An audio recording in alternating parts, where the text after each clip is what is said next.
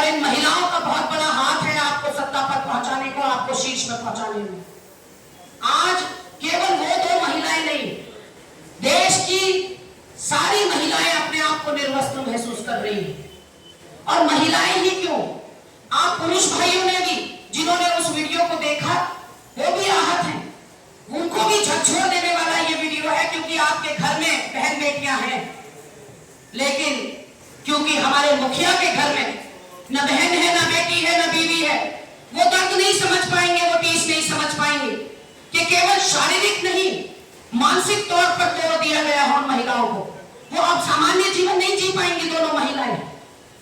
77, ये देखिए टेलीग्राफ का फ्रंट पेज, 79 दिनों के बाद किसी ने घड़ियाली आंसू बहाए, ये टेलीग्राफ कह रहा है और घड़ियाल बना रहा है।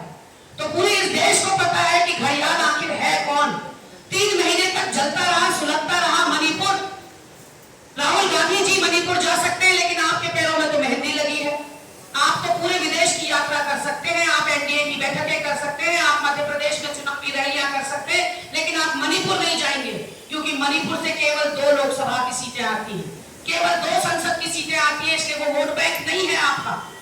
मणिपुर इस भारत का हिस्सा है।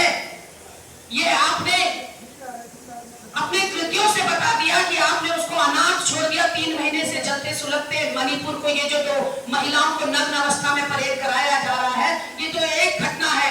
ऐसी सैकड़ों दर्जनों घटनाएं वहां पर इन 3 महीनों में हुई। क्यों सुन नहीं ली आपने? बेटी बचाओ बेटी पढ़ाओ का नारा आप लोग देते थे, अच्छे दिन का नारा आप लोग देखते थे। ये है आपका बेटी बचाओ बेटी पढ़ाओ। मैं मोदी जी से कहना चाहती हूँ, अब यह आधी आबादी जिसने आपको अर्श पर पहुंचाया, वो आपको फर्श पर पहुंचाने का काम करेगी।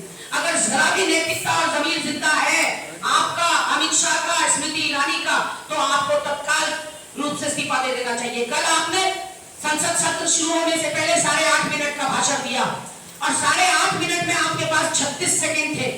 मणिपुर के लिए केवल 36 सेकेंड आपने अपना मुंह खोला, और आपका मुंह तब खुला जब उन महिलाओं के कपड़े खुल गए। आज आपने हिंदुस्तान को ऐसे गर्त में ले जाने का काम किया है जहां से उबर पाना मुश्किल है।